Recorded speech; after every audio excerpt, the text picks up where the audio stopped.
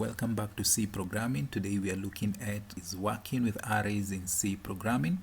But before we can get into coding, let's discuss a few theories, a few basics that we need to understand. Now, arrays are a collection of elements of the same type placed in contiguous memory location. The memory location can individually be referenced by using an index to a unique identifier. So when you declare an array, you state its type and size. What we mean by type here is it an integer type, is it a float, or whatever it is, you must state the type and then the size. And when you're talking of the size here, of course, we're looking at the number of elements that form that particular array. Now, array elements, as I've just mentioned, arrays have the following syntax used to, they make use of array elements have the following syntax: use of square brackets to access each indexed value, and that will be the element. Here we have an example of an array declaration. We have declared array max, and we have it declared as of type integer, and the size is 5. Now, what do you mean by size 5? When you're working with arrays, we start counting from 0 onwards. Now, this would imply that we are counting from max 0, 1, 2, 3, 4. So that makes it 5 elements. So always remember that counting of array size or the number of elements will always begin from 0. Now, how do we assign values to arrays? Now, how do we assign values? Here we have an example, again looking at our example array. Here we have max 0 can be assigned is equals to 25. Then the second one, 58. You basically come up with values based on what kind of data that you are storing in that particular array. But we use an equal sign for us to be able to assign a value to that specific memory location, because we said we identify arrays as basically just a contiguous memory location, where all those memory locations, they are identified by the same name and by the same type. If we look at our example, we have integer type and the name would be max. So these would be 5 different memory locations that would be identified by the same name, but we can be able to store different values in these particular memory locations. You can also initialize values to those particular memory locations using this example. Here we have int max, and then we have the size of that particular array equals to, then you open curly bracket, and then you begin to list the values separated by a comma. Like here example, we have 25, 58, 63, 74, and then 82. And then we close our bracket and we terminate. These are again 5 elements. Now, assigning arrays elements to a variable. Now, if we have stored a value in a memory location of that particular array, then we can be able to assign that particular value to a variable that we have just declared. Here we have an example: int x. X is equals to max, identified by this subscript 1. This would imply is basically the 58 as we are seeing up here, where we have the array elements assigned values. 1, here it is. So this would be the second one, because we said we are counting from 0 then 1. So this would be the value that has been assigned to x would be 58. Now, array elements, we can be able to print out values from an array element. And how do we print out values using an array element? We make use of the Printf. Now, again, remember, we must go again with the type of that particular array. If it is an integer type, remember from our previous lessons that we make use of %d. So we have printf, then we have %d, and then we close the quotes again, then comma, and then we have the array element that we want to print here is the second one. So this will basically output the value that is within this particular memory location. Now, here is an example. Let's look at this example from where we have declared the array, then we have assigned values from this particular array. That is, we have from subscript 0 to 4, and then we have assigned the values from 25 to 43, and then we have our printf.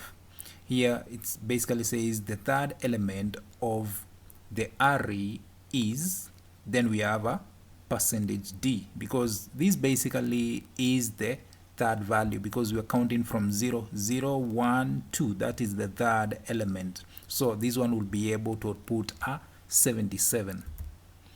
Now again, we can still assign using the bracket method, where we have we declare the array, and then we say equals to, and then we have the opening curly brace, and then we list these particular values of that will be assigned to different memory locations that belong to this particular array, and then we can be able to output the value that we want to output based on the subscript that have been set for these different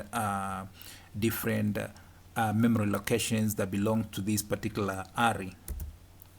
Now, adding data to an array via keyboard. Now, when you're talking of via keyboard, now again, this reminds us that we are working with a scanf.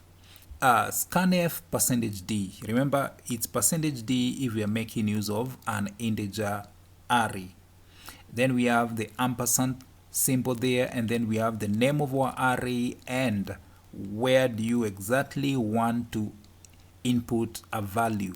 It will be the third element. This is just an example. You can have even the first element, the second element, the third element, the fourth element, the fifth element, and so on, depending on the size of the array. So again, here we have a declaration of our array of size 5. Then we can begin to input values in this particular array based on different locations that we want to assign values to. Like here we're saying enter integer value for element number 1. We know since we're counting from 0, element number 1 becomes 0, and therefore we say scanf %d and then ampersand, and then we have the name of our array, and then the subscript is 0. The second one, enter integer values for element number 2. Then again our scanf, and then we have subscript 1. Then again we have enter integer values for element number 3, and then we have our scanf %d ampersand, and then the name of our array and the subscript that we want to enter into, and so on up to the very last element. Remember, we're counting from 0 to 4. That makes it 5 elements. So using this approach, we are able to assign values to those particular memory locations that have been assigned for this particular array. Remember, we have said that you can assign using that approach, but remember, just think of a situation whereby you have an array that has a lot of elements, let's say about 100 and so on. So it will be very tedious, or the code will be too long if we write it using the previous approach that I've just shown. So the best approach now is for us to make use of a loop. Now, here's an example that we are giving of a loop. The for loop. Remember from our control structures where we looked at different types of loops that we can use. Now here we have an example of for loop. You can use do while and so on. So we have a for loop, and this is the structure of for loop. If you can remember from our previous class, we have int, and then that is you declare the you declare a variable, then you assign it the starting value, and then we can have the condition that's going to be checked all through the loop, and then we can have an increment or a decrement. Now here we're working with an increment, that's why it's x plus plus, which is the same as saying x is equals to x plus 1. Now the first thing we do is give an output that says enter integer value for element. Then you can see we have a %d there, and then what element? So it will output the first value for that particular element, which will be a 0, and we know that is the first element in that particular array. And then you're given an opportunity to enter value for that particular that particular memory location, and then it will loop over again. Next it will be enter integer value for element, that would be element number 1, number 2, and so on up to the 4th one, since our count is from 0. Now, how do we output data from an array? Again, printf. We must make use of printf, and we must always remember that we are working with %d, which is an integer, and therefore for that reason we can work with a variable such as I if we have declared that I, and then we are going to loop through that particular have an increment of the value of I and then loop through it. Here we have an example.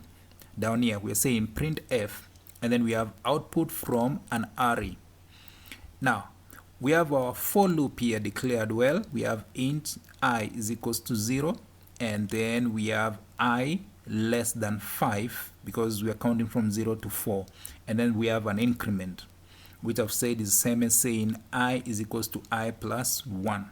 Then we have the printf. Now it's going to output. What will it output? Since it is of integer type, then we are working with %d, and therefore we have max, and then it picks the first value there. So if you can substitute this I with the 0, the beginning, the initialization that we have initialized it to 0, so it will be the first element of that particular array. As we loop again, we have an increment, so I is no longer 0 but 1. So it keep on printing, giving an output of the elements that are stored within that particular array, and then we are able to output all the values, since our limit is basically 0 to 4, as we have said I less than 5. It's very important for you to be able to note that, otherwise you're going to try to output values that are beyond the size of this particular array, and you're going to get an error. Okay, having said that, let's now get to coding.